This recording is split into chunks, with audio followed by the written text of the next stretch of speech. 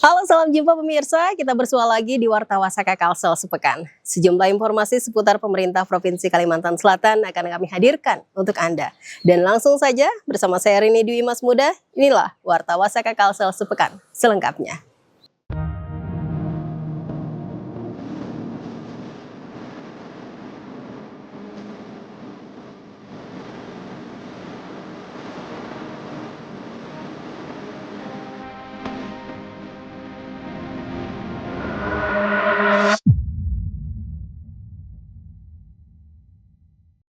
Kabar pertama pemirsa datang dari Banjarbaru. Pangdam 22 Tambun Bungai, Majen TNI Jainul Arifin bersama istri menghadiri prosesi alih komando dan kendali atau alih kodam Korem 101 Antasari dari Kodam 6 Mulawarman ke Kodam 22 Tambun Bungai.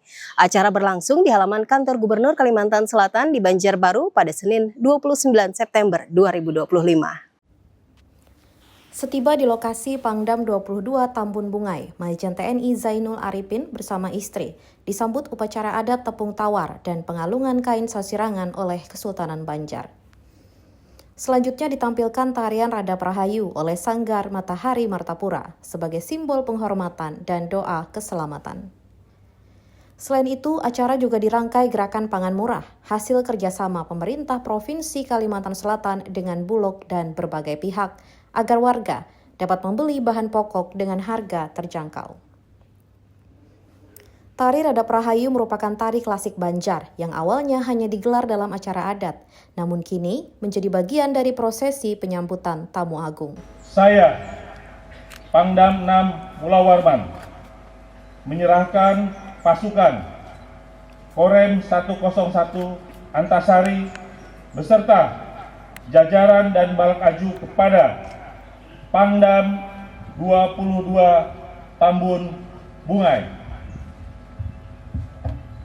Tanggal 29 September 2025 pukul 9.30 waktu Indonesia Tengah. Saya, Pangdam 22 Tambun Bungai, menerima pasukan Korem 101 Antasari beserta jajaran dan balak aju dari Kodam 6 Mulawarman.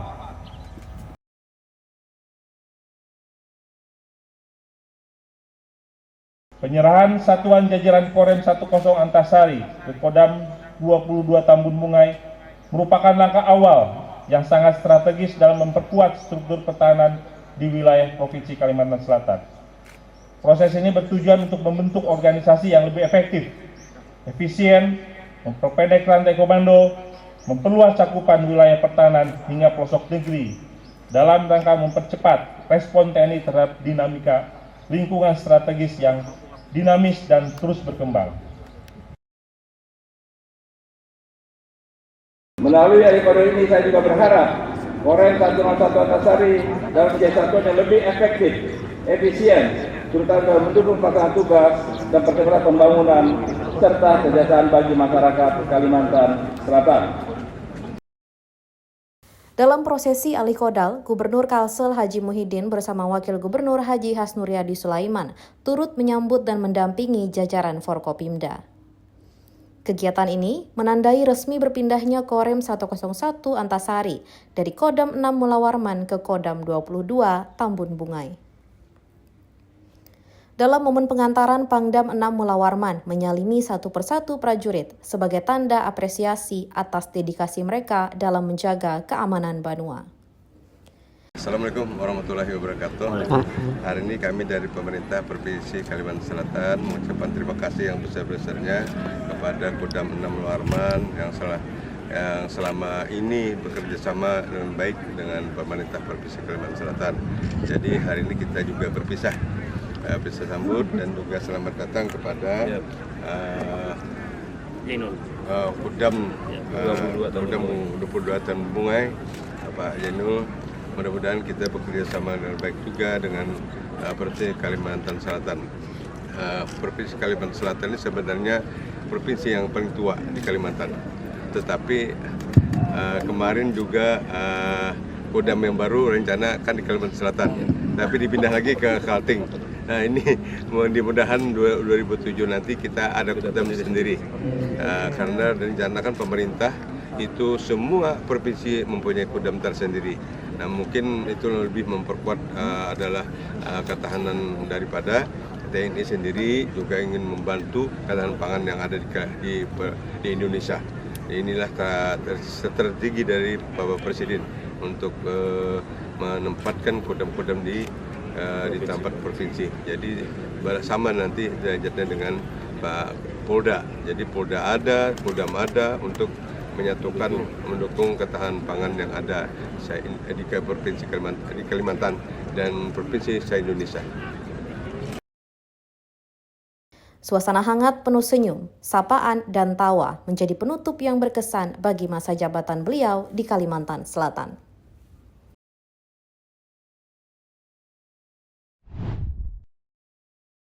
Kita beralih ke informasi lain pemirsa, Sekretaris Daerah Provinsi Kalimantan Selatan Haji Muhammad Syarifuddin melepas kontingen ASN Provinsi Kalsel untuk mengikuti Pekan Olahraga Nasional atau Pornas ke-17 Korpri tahun 2025 di Palembang. Prosesi pelepasan dilaksanakan di Mahligai Pancasila, Komplek Kediaman Gubernur Kalimantan Selatan pada Selasa sore 30 September 2025.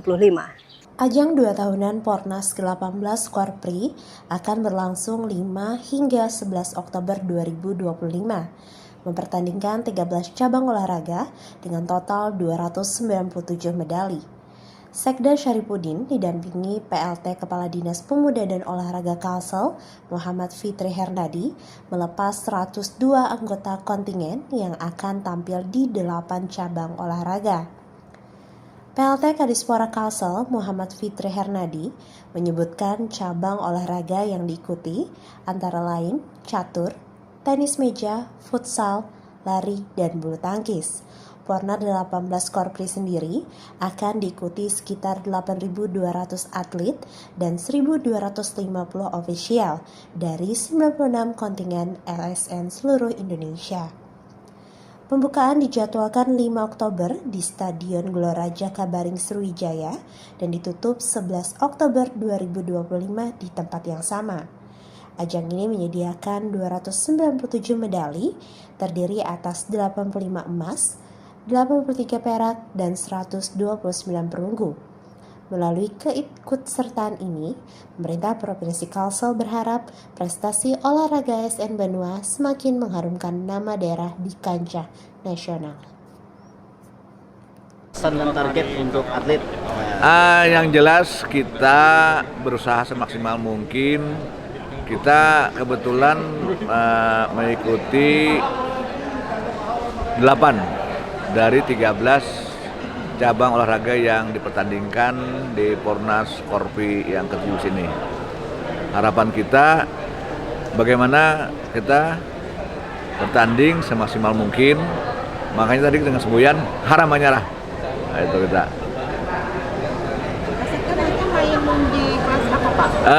Kebetulan kita main di tenis lapangan untuk kelas eksekutif, di mana di sana kan diikuti oleh eselon 2 dan juga eselon 1. Dengan usia 105. Target yang sendiri lebih besar kan, lebih tinggi lagi dari yang Pornas semalam, Pak? Yang jelas kita berusaha semaksimal mungkin karena kita tahu apalagi dari kementerian itu banyak yang hebat-hebat, sehingga kita berusaha lah bertanding sebaik mungkin dan hasilnya yang terbaik. Untuk yang tim Kopri Kalsel sendiri, adakah ditargetkan pemerintah provinsi Pak untuk capaiannya? Yang jelas kita semuanya inginnya tuh pasti juara, tapi tetap kita berusaha semaksimal mungkin, makanya jaga kondisi, jaga kesehatan sebelum bertanding itu, tidur yang cukup, latihan, masih ada waktu untuk latihan. Nah, mudah-mudahan nantinya dengan persiapan yang cukup matang ini juga hasilnya akan terbaik deh. Dari Kota Banjarmasin, kini kita beralih lagi ke Kota Banjarbaru. Pemerintah Provinsi Kalimantan Selatan melaksanakan upacara peringatan Hari Kesaktian Pancasila tahun 2025. Upacara berlangsung di halaman kantor Gubernur Kalimantan Selatan di Banjarbaru pada Senin pagi 1 Oktober 2025 dan Sekretaris Daerah Provinsi Kalimantan Selatan Haji Muhammad Syarifuddin bertindak sebagai inspektur upacara. Upacara dihadiri perwakilan Forkopimda, pejabat daerah, serta seluruh ASN lingkup pemerintah Provinsi Kalimantan Selatan. Rangkaian acara dimulai dengan mengheningkan cipta untuk mengenang jasa para pahlawan. Dilanjutkan pembacaan teks Pancasila oleh Sekretaris Daerah Kalimantan Selatan yang diikuti serentak peserta upacara. Setelah itu dibacakan teks Undang-Undang Dasar 1945 dan teks Ikrar Hari Kesaktian Pancasila yang disampaikan melalui naskah resmi Ketua DPR RI Puan Maharani. Sekda juga mengajak seluruh ASN untuk terus menumbuhkan semangat persatuan dan gotong royong, serta memberikan teladan dalam mengimplementasikan nilai Pancasila melalui pelayanan publik. Melalui peringatan Hari Kesaktian Pancasila, diharapkan semangat kebangsaan semakin kuat dan menjadi pondasi dalam melanjutkan pembangunan di Banua dan Indonesia.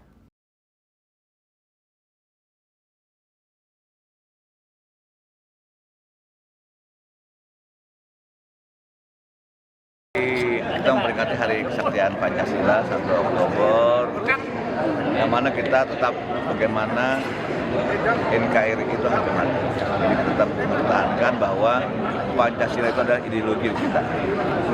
Kita tetap, jadi itulah yang kita harapkan, tetap mempertahankan ideologi dasar negara kita adalah Pancasila. Persatuan juga. Iya. Nah. Bangsa yang besar adalah bangsa yang tetap mengenang jasa pahlawan.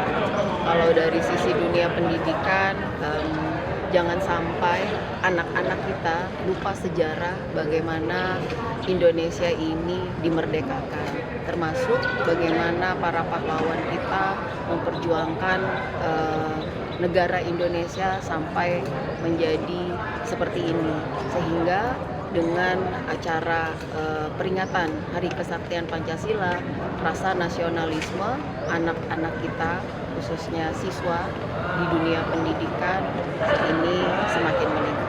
Terima kasih. Kita berpindah lagi ke informasi lain pemirsa. Ketua Tim Penggerak PKK Provinsi Kalimantan Selatan, Hajah Fatul Jana Muhyiddin, menyerahkan bantuan siswa kurang mampu atau BSKM tahun 2025. Acara penyerahan secara simbolis ini digelar di Gedung Mahligai Pancasila pada Rabu 1 Oktober 2025. Program BSKM merupakan upaya menekan angka putus sekolah dan memastikan anak-anak Kalsel dapat menyelesaikan wajib belajar 13 tahun. Tahun 2025, sebanyak 10.030 siswa dari 300 SMA dan SMK se-Kalsel menerima manfaat bantuan berupa seragam dan perlengkapan sekolah. Selain bantuan material, TP PKK Kalsel juga melakukan pembinaan pendidikan formal dan non-formal, termasuk advokasi keluarga untuk dukung suksesnya wajib belajar. Hajah Fatul Jannah mengajak seluruh pihak pemerintah, keluarga, masyarakat, dan dunia usaha untuk berkolaborasi menciptakan lingkungan belajar yang aman dan penuh motivasi. Kepala Dinas Pendidikan dan Kebudayaan Kalsel, Galuh Tantri Narindra menegaskan, program ini adalah langkah strategis Pemprov untuk menekan putus sekolah akibat ekonomi. Bantuan diharapkan membuat siswa tetap semangat dan meminimalisir resiko terhentinya pendidikan di bumi lambung Mangkurat. Alhamdulillah kita dari PPPKK Provinsi Kalimantan Selatan mendukung programnya Bapak Gubernur Kalimantan Selatan yang ini didukung dengan Dinas Pendidikan dan Dinas Perpustakaan dan dinas lain-lainnya. Ini alhamdulillah dari Dinas Pendidikan menyalurkan menyalurkan sumbangan peralatan sekolah bagi siswa SMA dan SMK Provinsi Kalimantan Selatan. SMA kita yang seluruhnya berada 306 buah sekolah SMA dan siswa 1030 untuk dibagikan tadi disimboliskan dari 4 sekolah yang mewakili. Semoga bantuan ini membawa manfaat bagi mereka yang kurang mampu dalam bentuk itu tadi peralatan tadi. Semoga bermanfaat untuk mereka menunjang pendidikan mereka. Mudah-mudahan siswa-siswi kita tidak mengurangi menambah semangat mereka belajar dan mengurangi anak-anak putus sekolah di Provinsi Kalimantan Selatan. Kalau program PKK sendiri Bu, untuk mengatasi anak putus sekolah ini apa aja dilakukan? Kami dari PKK Provinsi Kalimantan Selatan mendukung atas kerjanya pemerintahan provinsi. Kami dalam pembentukan pembinaan karena kami tidak punya anggaran, jadi kami ikut di dinas-dinas terkait untuk melaksanakan sosialisasi ke ke jenjangan kabupaten kota. Sementara itu pemirsa, TPPKK Kalimantan Selatan bersama Dinas Pemberdayaan Perempuan, Perlindungan Anak dan KB Provinsi Kalimantan Selatan menggelar bimbingan teknis pola asuh anak dan remaja di era digital. Acara ini berlangsung di Banjarmasin pada Rabu siang 1 Oktober 2025. BIMTEK dihadiri pengurus PKK dari berbagai daerah serta perangkat dinas terkait untuk memperkuat pemahaman pengasuhan anak di era digital. Ketua Tim Penggerak PKK Kalimantan Selatan, Hajah Fatul Jannah Muhyiddin menegaskan, keluarga adalah benteng pertama dalam membentuk karakter dan kepribadian anak. Hajah Fatul Jannah juga menekankan, kader PKK di seluruh wilayah Kalimantan Selatan harus menjadi motor penggerak, menyebarkan pengetahuan yang diperoleh kepada masyarakat luas. Melalui BIMTEK Pak Aredi, diharapkan muncul generasi muda yang bukan hanya melek teknologi, namun juga memiliki karakter kuat dan mampu bersaing di masa depan. Hasil bekerja bersama, merangkul semua, hidup jaya PKK. Pemirsa, Gubernur Kalimantan Selatan Haji Muhyiddin menerima kunjungan Pangdam 22 Tambun Bungai, Maijen TNI Zainul Arifin di kediaman pribadinya di Jalan Lingkar Dalam Selatan pada Kamis 2 Oktober 2025. Silaturahmi ini diiringi dengan lantunan syair salawat yang menambah suasana hikmat dan penuh kehangatan.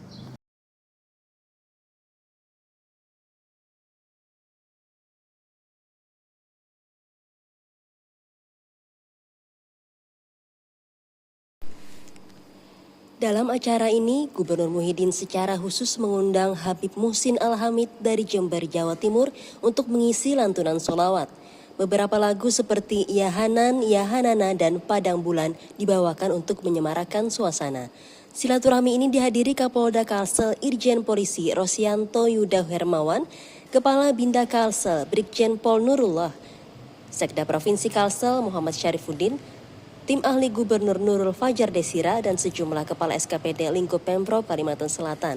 Maijen TNI Zainul Arifin resmi mengemban tugas sebagai Pangdam 22 Tambun Bungai sejak pelantikan oleh Presiden Prabowo Subianto pada 10 Agustus 2025 di Bandung. Kodam 22 Tambun Bungai saat ini membina Korem 101 Antasari di Kalimantan Selatan yang sebelumnya berada di bawah Kodam 6 Mula Warman. Sebelumnya juga telah dilaksanakan prosesi alih kodal Korem 101 Antasari di halaman kantor Gubernur Kalsel, Banjarbaru, Senin 29 September 2025.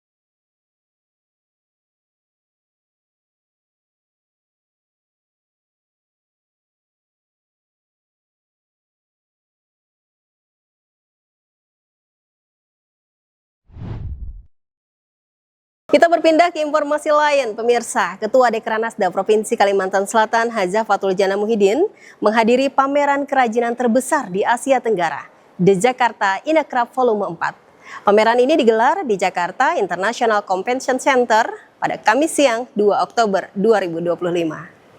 Mengusung tema karya lokal transaksi digital, pameran ini diikuti 843 UMKM dari seluruh Indonesia, termasuk Dekranasda Kabupaten Kota Sekalsel yang menampilkan produk kria, wastra hingga kuliner. Hajah Fatul Jannah tampil anggun dengan gaun sasirangan saat meninjau stand berisi produk berbahan purun dan rotan seperti tas, dompet, dan anyaman khas daerah. Sejumlah tokoh Dekranasda Kalsel turut hadir, di antaranya Wakil Ketua Dekranasda Dr. Gigi Aliana Trisya, Ketua DWP Kalsel Hajah Masrupah, serta Ketua Dekranasda Kabupaten Kota seperti Banjarmasin, Banjarbaru, Hulu Sungai Selatan, Hulu Sungai Utara, Hulu Sungai Tengah, dan Tanah Laut. Menteri Perdagangan Budi Santoso dalam sambutannya menekankan pentingnya produk kerajinan sebagai identitas nasional dan penggerak ekonomi. Menurutnya, Indonesia sudah masuk 11 besar eksportir kerajinan dunia dan pasar domestik yang besar harus diisi produk lokal. Pembukaan Inakrab juga dihadiri Ketua Umum Dekranas Selvi Gibran Raka Buming, Menteri UMKM, Menteri Kebudayaan, dan sejumlah duta besar negara sahabat. Tahun ini, pameran yang diperkasai Asepsi bersama Meditama Event mencatat rekor partisipasi internasional dengan kehadiran peserta dari Uzbekistan, Iran, India, Malaysia, Thailand, dan Filipina. Alhamdulillah kita pada bulan Oktober ini seluruh provinsi, kita khususnya Provinsi Kalimantan Selatan, Kabupaten Kota mengikuti pameran Inakrab. Alhamdulillah pengrajin-pengrajin kita dari daerah Kabupaten Kota sudah mengalami kemajuan. Dengan adanya Inakrab ini lebih memotivasi mereka pengrajin lagi untuk berkarya, melihat dari pengembangan yang ada biar bisa lagi berkreasi.